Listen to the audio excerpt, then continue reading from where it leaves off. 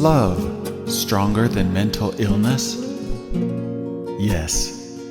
The warmth of parents' love can melt the ice of manic depression that encases their child's heart in a world of isolation.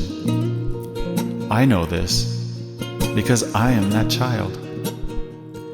I was far away from home when denial of mental illness drove my bipolar mania to progress into psychosis so extreme the doctor had no choice but to administer tranquilizing injections.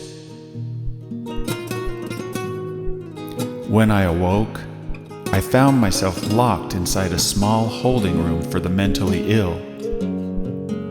There was a small toilet in the corner, a surveillance camera in the ceiling, and a thin mat on the floor where I had been sleeping.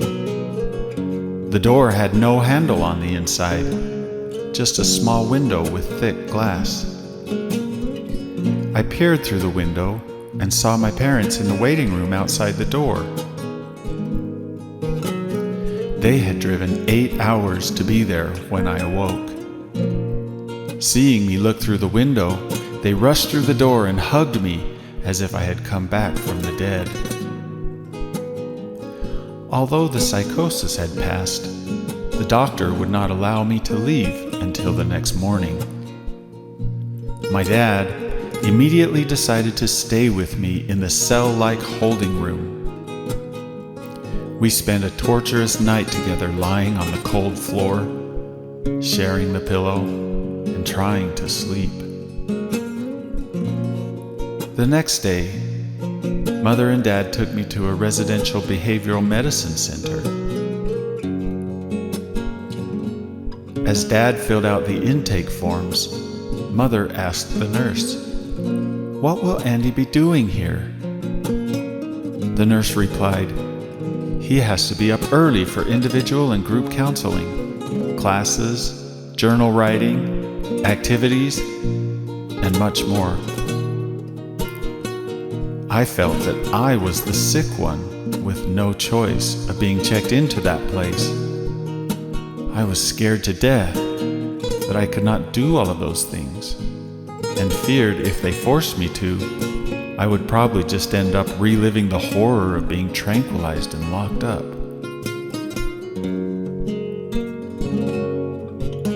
I did not say one word, but my loving mother took one look at the terror in my eyes, tore up the entry forms Dad was filling out, and said to him, "Andy does not need this.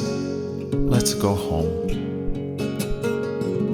Through my life, until that point, denial of my mental illness meant, instead of looking inward for the source of my pain, I blamed my parents and froze my heart with the belief that their love was selfish control.